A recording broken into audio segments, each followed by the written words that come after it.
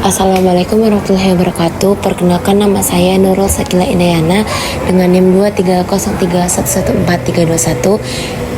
dari kelas Sistem Informasi B tahun 2023. Pada video ketiga ini saya akan melanjutkan video dari sebelumnya, yang mana video kali ini berjudul modul, package, dan juga library pada Python.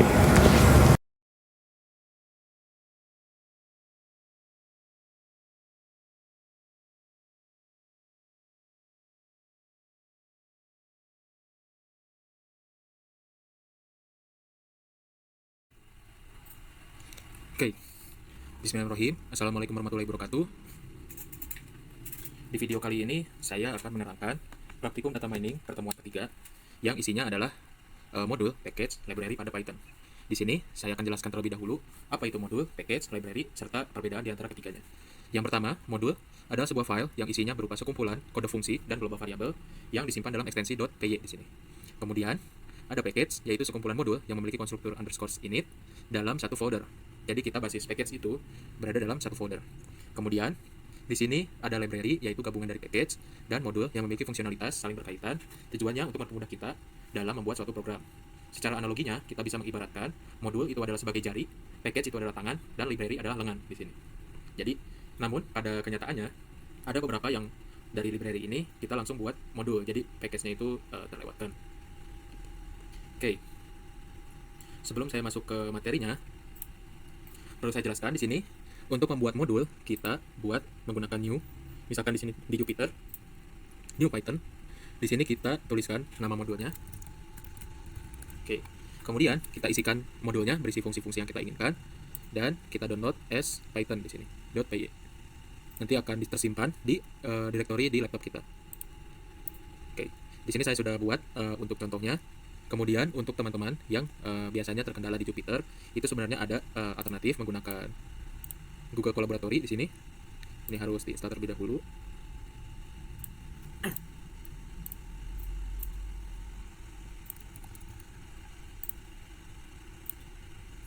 Untuk membuat modul, itu kita bisa new Google Collaboratory. Sama seperti sebelumnya, kita tuliskan di sini nama modul. Itu seperti apa sesuai dengan tujuan dari pembuatan modul. Kemudian download py untuk kita membuat modulnya. Tentunya di sini ada isian berupa fungsi-fungsinya. Oke. Di sini saya sudah buat modul namanya LBD sesuai dengan dari modul ataupun materinya, yaitu isinya perhitungan luas bangun datar dari luas segitiga, persegi, persegi panjang, trapesium, jajar kenjang, luas belah ketupat, dan luas lingkaran. Kita kemudian yang tadi ketika sudah gambar kerja kita, yaitu pertemuan 3, ini untuk Jupyter. Kalau misalkan menggunakan Google Colab, itu bisa menggunakan perintah ini, form google.colab import file.upload. Ketika kita run,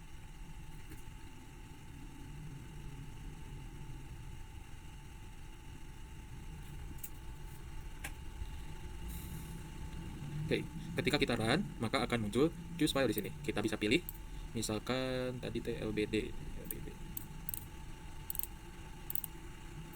Oke, kita pilih lbd di sini. Ketika sudah berhasil, ini akan prosesnya 100% saving lbd.py to lbd.py. Jadi perbedaan antara Google Colab dengan Jupyter, kalau misalkan Jupyter kita basisnya itu folder pada laptop atau komputer kita, namun untuk Google Colab itu bekerjanya itu berdasarkan drive di sini. Nah, ketika kita panggil di sini, maka akan muncul di sini lbd.py. Oke.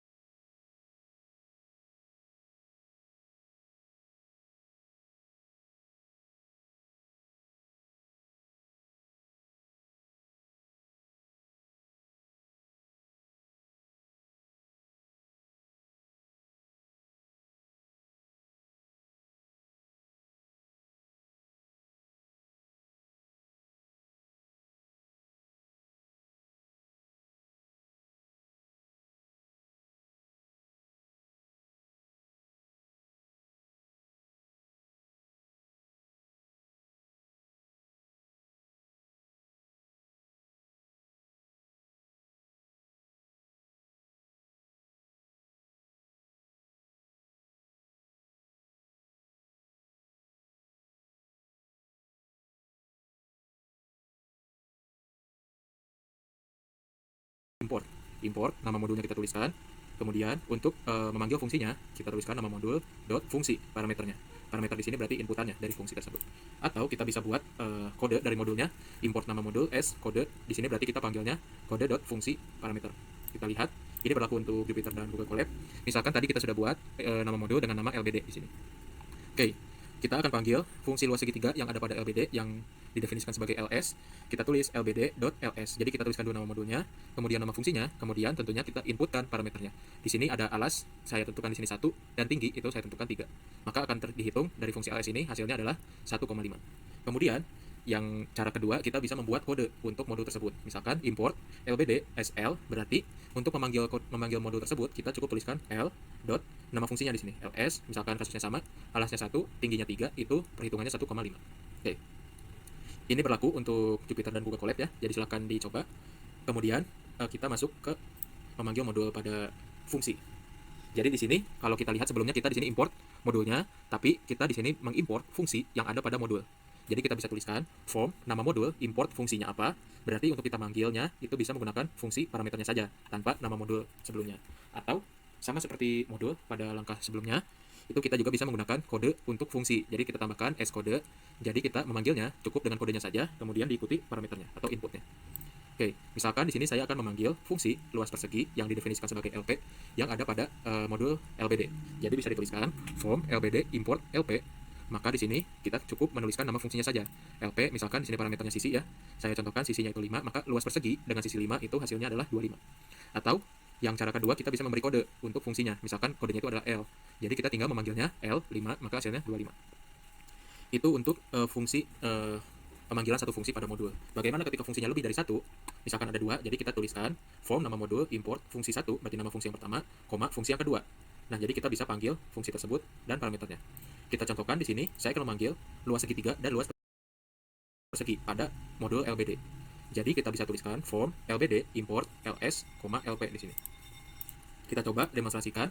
Di sini LP itu misalkan 6, kita panggil luas persegi dengan sisi 6, kemudian luas segitiga dengan alas 1, tinggi 3, maka akan keluar dua-duanya karena kita sudah import fungsi tersebut. Oke. Untuk selanjutnya, kita akan memanggil seluruh fungsi yang ada pada modul. Ini sebenarnya sama ketika kita panggil berdasarkan modul, import modul di sini, tapi kita perbedaannya untuk pemanggilnya itu hanya berdasarkan nama fungsinya saja. Jadi kita tidak perlu menuliskan nama modulnya. Oke. Misalkan di sini form LBD dari modul yang sudah ada, import semua. Nah, itu kita simbolkan dengan bintang di sini. Ini artinya all. Berarti kita bisa panggil misalkan luas segitiga, luas persegi, dan luas persegi panjang. Nah, ini akan muncul sesuai dengan inputannya ataupun parameternya. Oke, kemudian di sini untuk menampilkan path modul dapat menggunakan perintah import nama modul print nama modul dot underscore-nya 2 kali, file underscore 2 kali.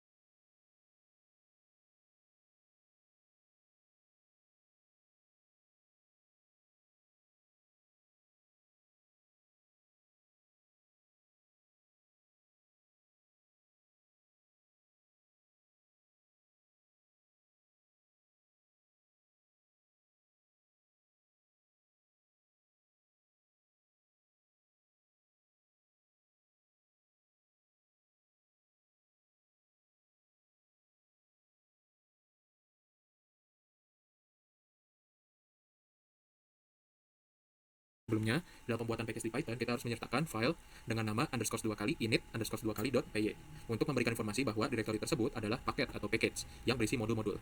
Isi dari file tersebut bisa dikosongkan, tidak perlu diisi apapun. Oke, ini untuk yang di Jupyter. Kita buat new, misalkan text file.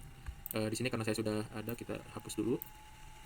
Oke, kita rename __ init __ .py di sini. Ketika sudah, kita save, kemudian kita close saja, karena tadi isinya boleh dikosongkan saja.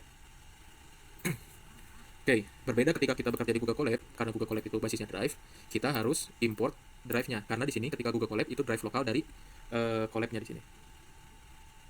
Nah, bisa dituliskan dengan form google.colab import drive.mount, ini kutip /content/drive, maka nanti akan muncul folder dengan nama drive di sini, isinya adalah drive dari email kita di sini. Oke, kemudian teman-teman silahkan coba misalkan upload up modulnya itu pada folder yang ada di drive. Berarti di sini ya, tadi lbt.py ini silahkan upload file.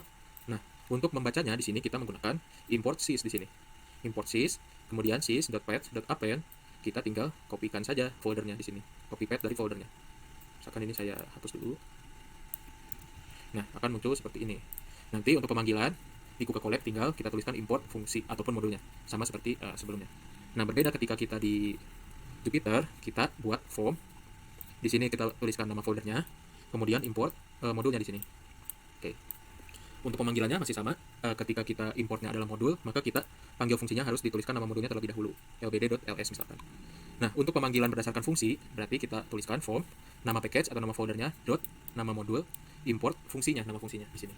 Berarti kita tuliskan hanya fungsinya saja panggilannya, ls 1,3 misalkan. Oke, ini ada struktur umumnya. Yang tadi untuk kita pemanggilan berdasarkan modul, form nama package, import nama modul, berarti di bawahnya itu nama modul fungsi beserta parameternya. Kemudian ini untuk import berdasarkan fungsi, berarti nama package, nama modul, import fungsi parameternya. Ataupun ini sama seperti fungsi yang sudah saya jelaskan di sebelumnya. Ketika kita memanggil semua fungsi bisa menggunakan simbol bintang di sini. Nah, ini untuk memanggil package pada Google Colab. Yang tadi form google.colab import drive.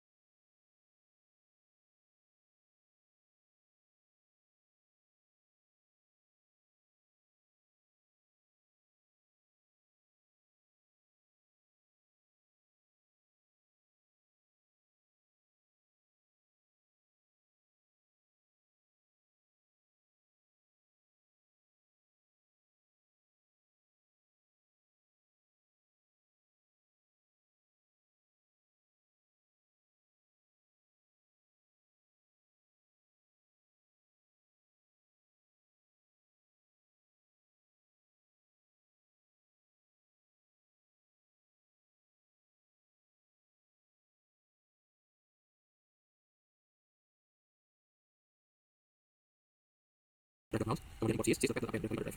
Oke, kita lanjutkan ke library di sini. Untuk library, kita akan menggunakan beberapa library berdasarkan penggunaannya yang sering digunakan oleh para pengguna Python. Yang pertama, untuk pengolahan memory seperti array, 1 dimensi, 2 dimensi, sampai n dimensi, itu menggunakan library di sini. Yang kedua, komputer science yang berbasis statistik bisa menggunakan library SciPy dan SAS model.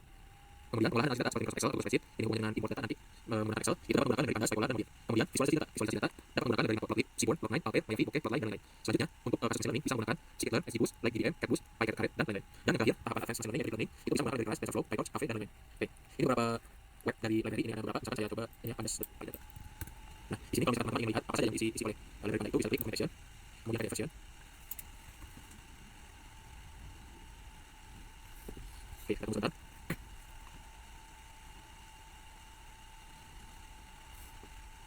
Oke, di sini ada penjelasan mengenai library Pandas. Silakan teman-teman explore, karena ini halaman PDF 3603, jadi saya tidak bisa menjelaskan seluruhnya.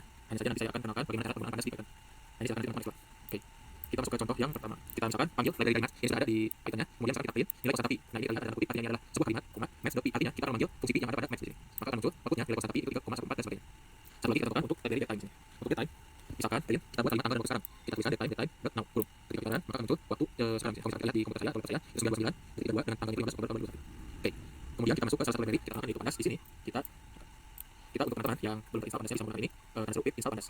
Ini berlaku untuk Jupyter maupun Google Colab.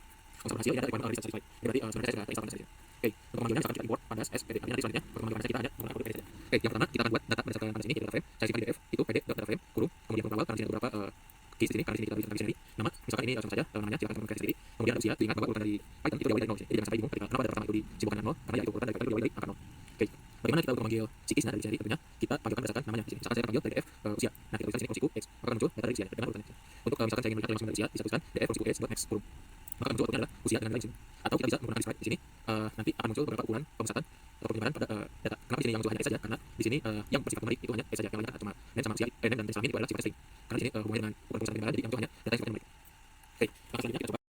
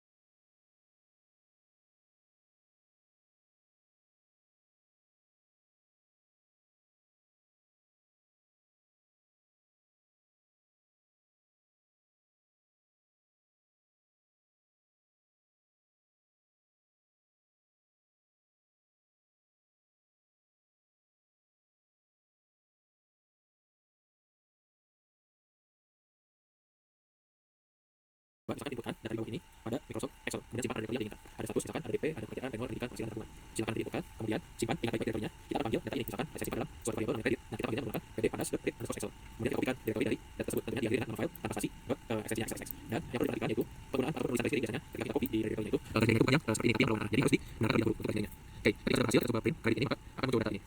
Data kredit. Kemudian kita bisa misalkan datanya cukup banyak, kita hanya menampilkan data awalnya saja. Jadi kita tuliskan print kredit dan nama variabelnya dot head huruf, maka muncul data awal sebanyak 5 untuk data kredit ini. Untuk memanggil kolom, tentu sama dengan sebelumnya kita tuliskan fungsiku dan juga nama kolomnya misalkan status. Kemudian di sini misalkan kita ingin memanggil data per observasi atau per responden, misalkan saya akan panggil responden kelima untuk data kredit. Kita bisa menuliskan nama variabelnya dalam kredit dot ilog di sini. Artinya kita lokasi dari data tersebut, yaitu pada kelima. Maka muncul seperti apa, dengan apa, kerjaan apa, dan sebagainya. Itu untuk pemanggilan satu data. Untuk pemanggilan beberapa data kita bisa lihat, misalkan saya ingin memanggil data yang kelima dan data yang kurang dari 10. Nah, ingat ini bukan data yang 10 tapi data yang kurang dari 10. Maka yang muncul di sini adalah 5, 6, 7, 8, 9. 10 juga tidak ikut di sini. Itu untuk pemanggilan data berdasarkan kolom dan juga berdasarkan baris seperti ini, berdasarkan baris. Oke, kita buat juga misalkan di slide, tapi di sini ada elemen tambahan include all. Nah, kalau misalkan kita klik include all di sini, maka kita memperhatikan baik data yang bertipe string ataupun bertipe numerik. Jadi di sini kita lihat ada status, ada count, itu adalah banyak datanya. Nah, untuk data yang bertipe string, maka isiannya itu hanya di tiga ini, ada unique atau frekuensi. Kalau unique berarti data yang sifatnya unik, berarti beberapa data yang sama isiannya itu angka 1, karena 1 cuma apa dari maka uniquenya ada 2. Kemudian top di sini berlaku untuk data unique tadi dengan frekuensi yang banyak, yang maksimum. Ini frekuensi dari top ini, berarti artinya ada sebanyak 8. Kalau misalkan data yang bersifat numerik, ya tadi seperti yang saya jelaskan sebelumnya, itu yang diisi adalah ukuran penyebaran pemusatan. Nah, untuk menuliskan di sini, misalkan bisa seperti yang tadi, kalau misalkan kita tidak memperhatikan data yang bertipe string, kita cukup menggunakan display kurung, atau misalkan ini sifatnya sama saja, kita tuliskan exclude sama dengan fungsiku op di sini, maka akan hasilnya hanya kolom atau ya kolom dari data tersebut yang sifatnya numerik. Oke. Barangkali itu untuk materi pertemuan hari ini. Yang pertama